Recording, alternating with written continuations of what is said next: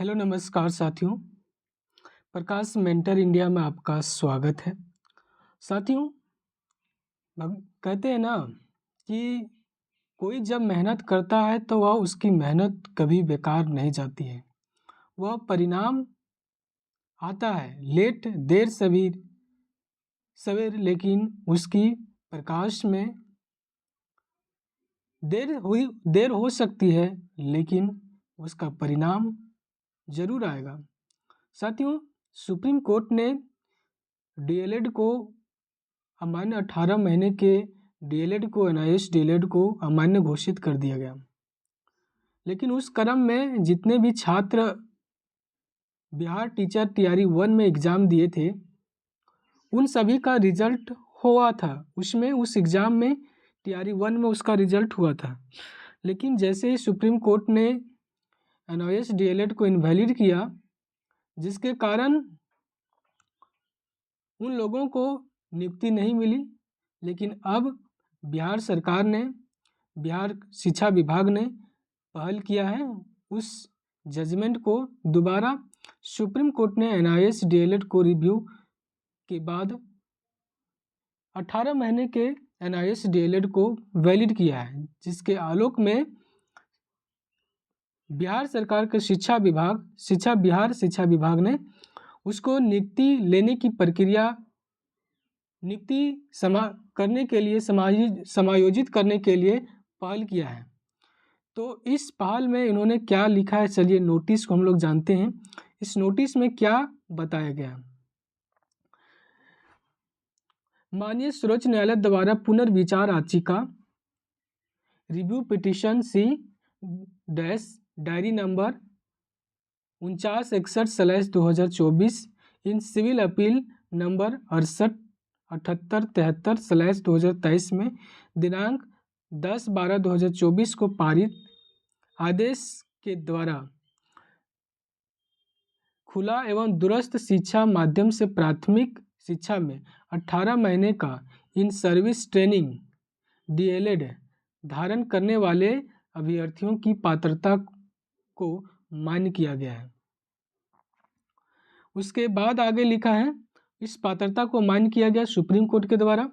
उक्त आलोक में बिहार लोक सेवा आयोग पटना के विज्ञापन संख्या 26/2023 टीआरई 1 के आलोक में प्राथमिक विद्यालय वर्ग 1 से 5 के विद्यालय अध्यापक पद पर नियुक्ति हेतु प्रकाशित पूरक परीक्षा फल के अंतर्गत औपबंधिक रूप से सफल अभ्यर्थियों के शैक्षणिक शस्त्र का सत्यापन इसमें किया जाना है।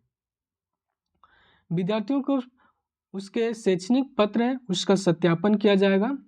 सभी योग्य अभ्यर्थियों को सूचित किया जाता है कि दिनांक 10/2/2025 को समय 10 बजे पूर्वाह्न डॉक्टर मदन मोहन झा स्मृति सभागार शिक्षा विभाग न्यू सचिवालय विकास भवन बेली रोड पटना में ससमय। अब यहाँ पर आगे बताया है कि दस्तावेज लेके जाना है। कौन कौन से दस्तावेज हैं, उन दस्तावेज को यहाँ पर देख लेते हैं एक बार। तो दस्तावेज में पहला दस्तावेज नंबर 1 है, अभ्यर्थी का बिहार लोक सेवा आयोग द्वारा निर्गत एडमिट कार्ड की मूल प्रति आपको लेके जाना है, जो आप एग्ज़ाम दिए हैं, और उस एग्ज़ाम का जो एडमिट कार्ड है उसको आपको लेके जाना है। दूसरा दिए कहा कि बिहार लोक सेवा आयोग के विज्ञापन संख्या 26/2023 के आलोक में प्रकाशित पूरक परीक्षा फल दिनांक 14/12/2023 के क्रम में जिला आवंटन संबंधी औपबंधिक सूची, जिसमें जिला का नाम, औपबंधिक सूची जिसमें जिला का नाम, अभ्यर्थी का नाम, नाम का क्रमांक संख्या, रोल नंबर, विवरण दर्ज है, उसको आपको लेके जाना है। जो परीक्षा फल आपको दिया गया जिला आवंटन का, उसको वहाँ पर लेके जाना है। तीसरी बात कहा है कि एनआईएस द्वारा निर्गत 18 माह का डीएलएड प्रशिक्षण प्रमाण पत्र। चौथा कहा गया है कि बिहार लोक सेवा आयोग के पोर्टल से डाउनलोड की गई आधार कार्ड अन्य शैक्षणिक प्रशैक्षणिक प्रमाण पत्र की स्व-अभिप्रमाणित प्रति लेके जाना है। यानी बिहार लोक सेवा आयोग बीपीएससी के साइट से डाउनलोड करके आधार कार्ड और जितने भी शैक्षणिक पत्र हैं उसमें उसको डाउनलोड करना है, उसको प्रिंट आउट करके उसमें सेल्फ अभिप्रमाणित उसमें अपना साइन करके लेके जाना है। 5वां कहा है, आरक्षित कोटि का दावा करने वाले अभ्यर्थियों के लिए सक्षम प्राधिकार से निर्गत जाति प्रमाण पत्र को लेके जाना है।